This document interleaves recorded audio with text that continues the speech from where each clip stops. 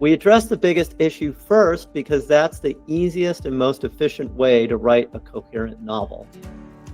Try to address the lowest issues, you're not going to make much progress, because the way to think about this is there's a ladder of revision. At the lowest level are things like proofreading, spelling,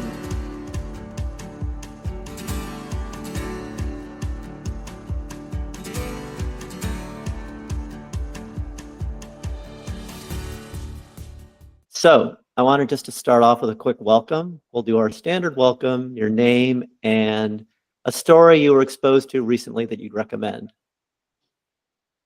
So, Kim, why don't you go first? My name is Kim, and I am from Grand Rapids, Michigan. And a story I read recently, I know I've said it before, but I read A Monster Calls by Patrick Ness. And it's young adult, but very rarely do I ever cry in books. And this one made me like genuinely cry, like tears rolling down my cheeks, cry. So how he incorporated all that emotion was like a masterclass for me. So that's a huge recommendation for me. Oh, fantastic. If a book, words, can make you cry, that is quite an accomplishment. Was it a happy cry or a sad cry? Sad cry. It's a sad cry. Very sad cry. Do not want to read that. Yeah. All right. What was the name of the book? When a Monster Calls. Is it when or? Oh, it's A Monster Calls. And it's by Patrick Ness. Ness. Good. Thank you, Kim. Ariel?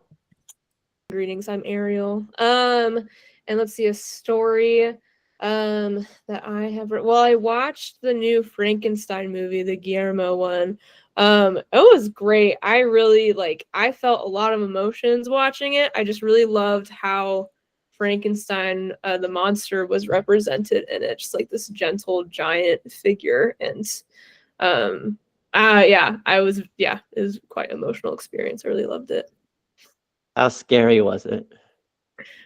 It was like gory. I don't know if I was necessarily like scared, but it was pretty like gruesome. Some points. Gruesome. Okay, maybe not for me again. And Justin. I'll follow Ariel's lead. I've been moving across the country, so I haven't had too much time to sit down with a good book. But I did watch Begonia this past week. And what a ride that was. If you have a chance, I definitely recommend it. It's definitely a good conversation piece to leave afterwards. It's Yorgos Lanthimos, I think is the last name. And it was definitely one of those, I mean, it's beautifully acted, but just honestly, as from a writer's perspective, I do feel like it was one of those movies where like it was carried more by the performances than by the script itself, but the concept was quite good, and I do highly recommend. Good. Thank you, Justin. Just a note, Justin is on his phone today because his Wi-Fi isn't set up, so there may be a few audio difficulties. That's all right. So I saw Begonia too. Who else? Oh, okay. Has anyone else seen Begonia? All right. Do you plan on seeing Begonia? Maybe. Justin gives it a thumbs up. I give it a thumbs up too. I mean, I agree with Justin that there were good performances. When you watch it, the thing, it's a little more than that. It was interesting. What was, I guess, for our purposes of discussing stories and storytelling, to me, the most interesting thing was sort of the ambiguity at the end.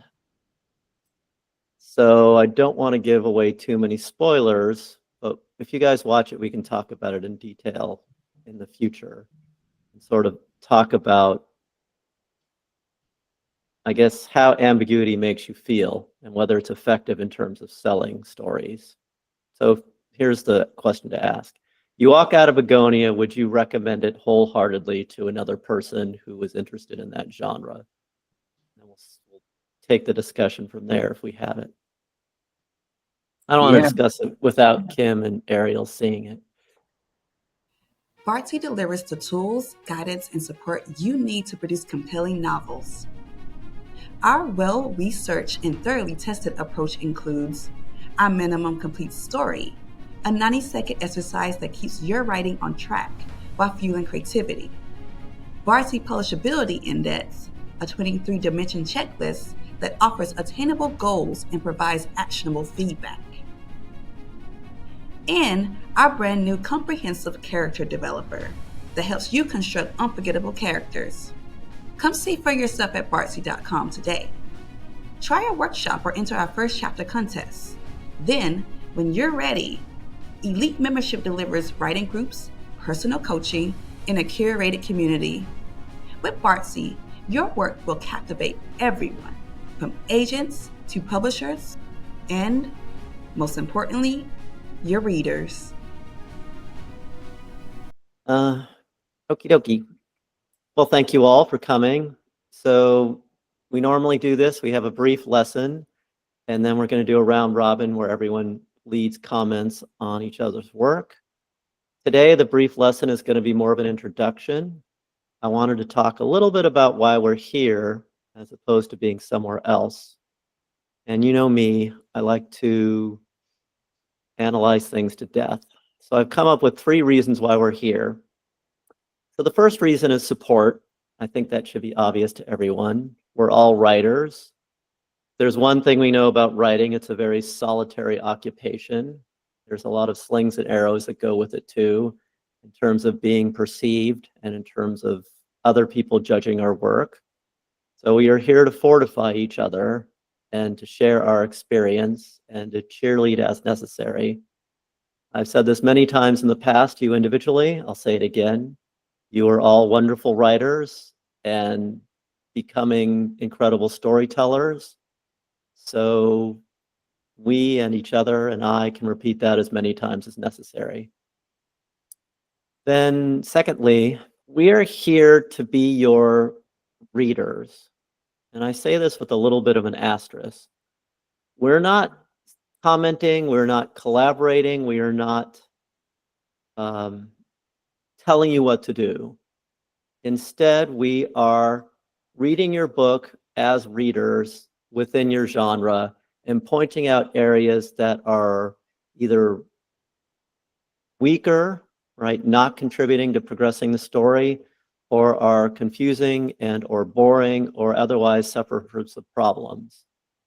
And there's a very special way we read at Bardsy, and that is the notion of retelling. You guys are familiar with that, and I'm not going to go into it more deeply right now, but that is where our comments come from. This part could use improvement. I didn't get this part. What's the point here?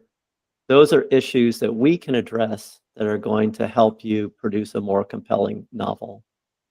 And then the third thing is to apply tools. So we have a lot of tools here, as you know, and each one of them is designed to help you at a particular point in your novel's development.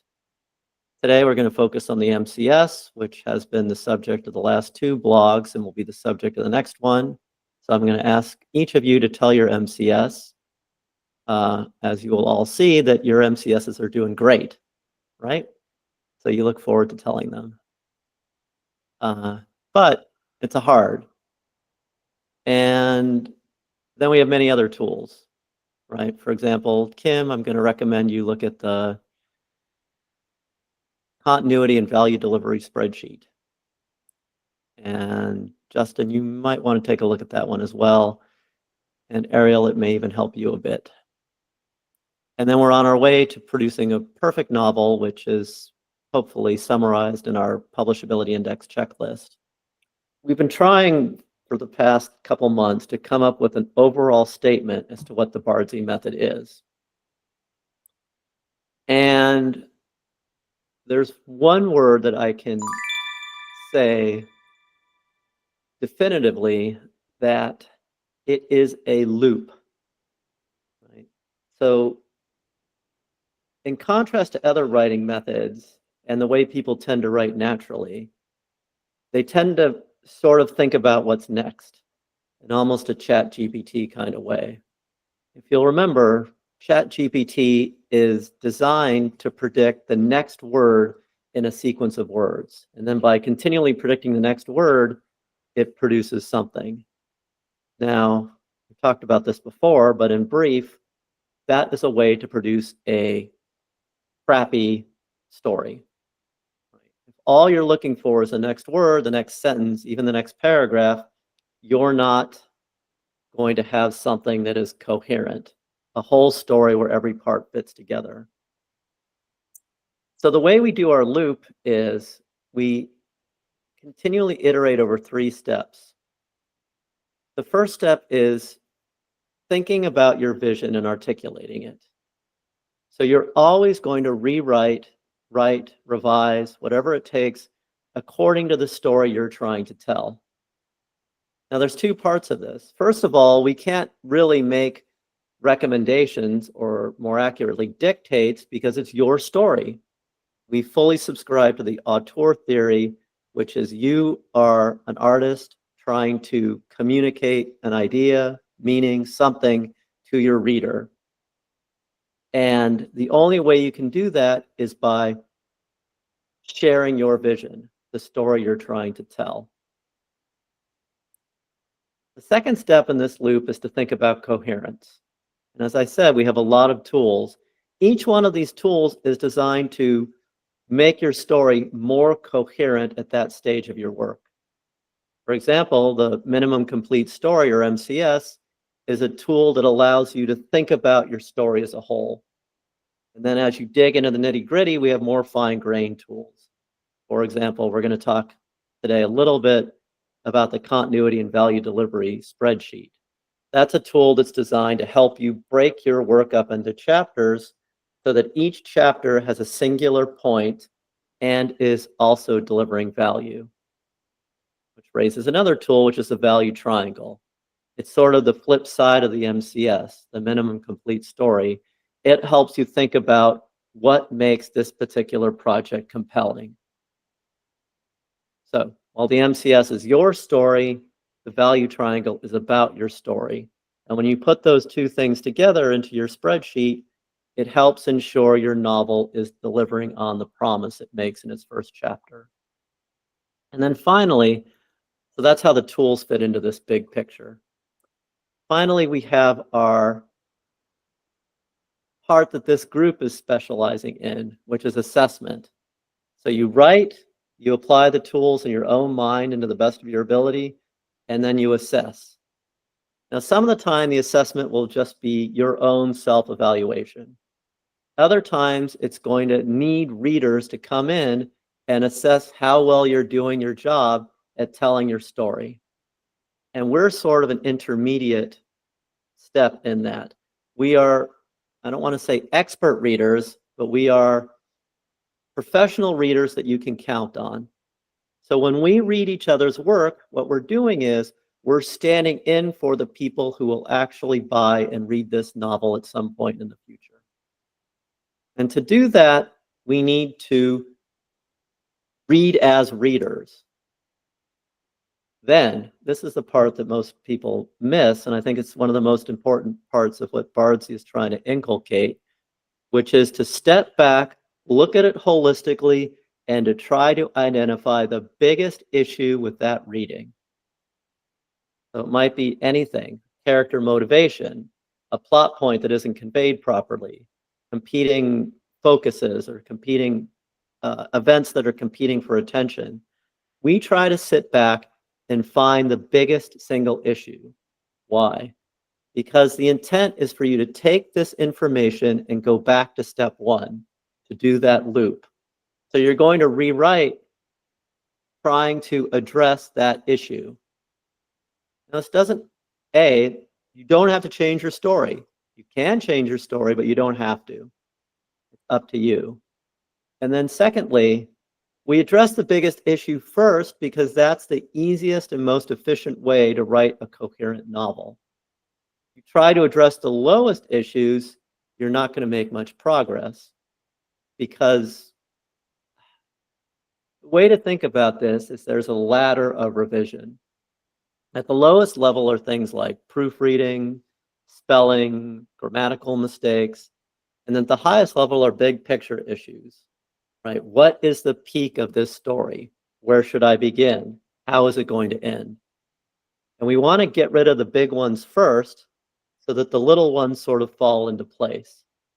Remember, every time you change anything in your novel, it's going to affect everything else because a novel's pieces all have to fit together. So if you change something at the lower level, you change a character's name, right? I still can't pronounce Karis, I think. Karis. Can't pronounce the name of one of Ariel's characters, but if she decides, okay, I'm just going to change the spelling a little bit, picking on you, I've got Karis in my head now.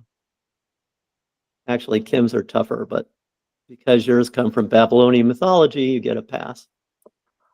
That's not a big deal. Global replace, change the name, bing, bang, done. But when you try to change something bigger, you alter the peak, you change the sequencing of a chapter, it's going to cascade through the rest of the novel, meaning you're going to have to make more changes in order to bring it back to coherence to make sure everything is fitting together and synergizing. And when you do that, you prioritize, go back, rewrite, address the biggest issues, apply the tools again to get back to coherence, and then do another assessment, right? How is this? What's the status of this now? How is it coming across to readers? Eventually, you're going to have a compelling novel, right? A perfect story embedded, transmitted through the words that you want to write. So, in a nutshell, that is the Bardsy method. That makes sense? All right, so that was our lesson for today in brief.